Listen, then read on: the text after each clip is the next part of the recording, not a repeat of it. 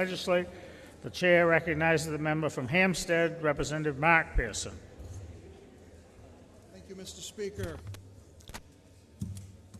I've been a clergyman for 43 years, and I've had parishioners covering a whole variety of self-perceptions and questions about their self-identity. I also am serving part-time as Chief Executive Officer for the Holistic Medical and Counseling Center my wife and I co-founded years ago. And I've come to know many patients and clients, again, covering a variety of self-perceptions and questionings. These are all people I've come to know and love. So I have great compassion for those who are struggling with their sexuality. Some people testifying before the Health and Human Services and Elderly Affairs Committee on behalf of the two bills we're looking at described violent modalities deployed in the attempt to change someone. We heard about electric shock treatment, sensory deprivation, and even people locked into closets while demons were being screamed at.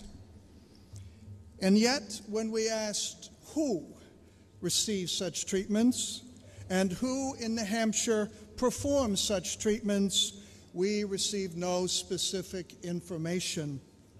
It was, at best, all third hand. One of our committee members did extensive research. He could not find any instances. So then I went and did extensive research and could not find instances. I asked my senior medical and counseling staff members. They could find nothing. So with daily disclosures now of sexual harassment and unwanted behaviors all over the media, I find it very telling that we had no first-hand information. That alone makes this and the Senate bill unnecessary. And should such violence be committed against a minor, there are already laws on the books that can be invoked. Moreover, I have a problem with the blurbs as written by the minority. In these blurbs, we note the phrase, protect minors from a coercive therapy. And yet the phrase coercive therapy does not exist in the bills. The bills are about all therapy. Now, I would be against coercive therapy, but what about those who want help from a professional? But something troubles me even more about these bills. We read, conversion therapy shall not include counseling that provides acceptance, support, and understanding of a person or facilitates a person's coping, social support, and identity exploration and development as long as such counseling does not seek to change an individual's sexual orientation or gender identity. But what does that mean?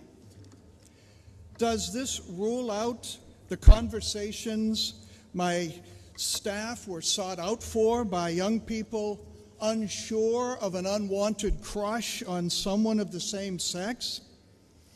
If one of my professionals tells them that this same-sex crush is a normal developmental thing, and well over 90% of the people, however, move on to exclusively heterosexual interests, is my staff in trouble for having just that conversation? The bills certainly read that way. And since so many counselors believe that sexual self-perception is still developing in young people, how can we speak across the board of sexual orientation or gender identity as if it's already rigidly fixed in place? That's not what I'm hearing from counselors. Mr. Speaker, these bills are unnecessary at best and quite possibly harmful to youngsters who want an honest conversation. I ask my colleagues to uphold the ITL majority vote of Health, Human Services, and Elderly Affairs Committee and push the green button on this and also the Senate bill that follows. Thank you, Mr. Speaker. Member yield to a question? Sure. Member yields, you may inquire.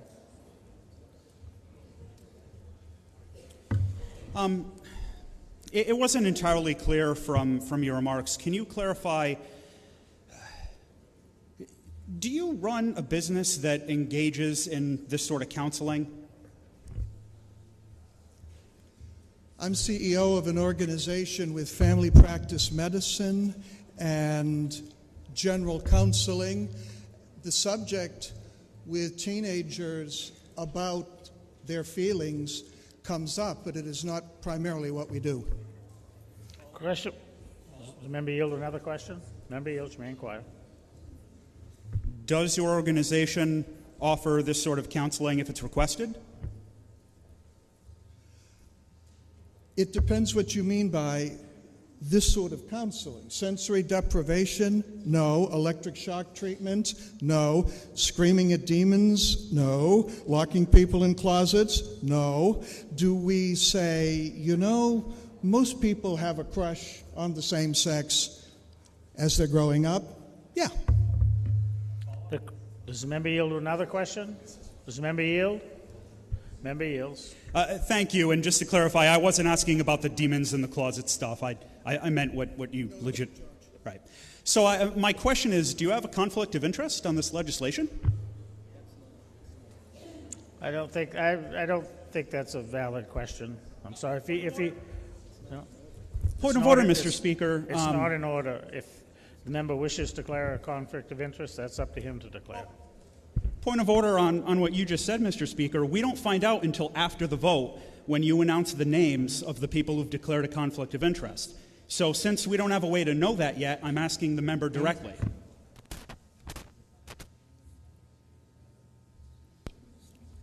First of all, I put the nonprofit in nonprofit. Excuse me. Yeah. As pointed out by the clerk, ethic requirements require, if someone is going to declare a conflict and speak from the well, they need to do so beforehand. In this case, well, as I said, it's up to the member to decide whether he has a conflict or not. Thank you. Question for the House is on the adoption of the Majority Committee report of inexpedient to legislate. The chair recognizes the member from Auburn, Representative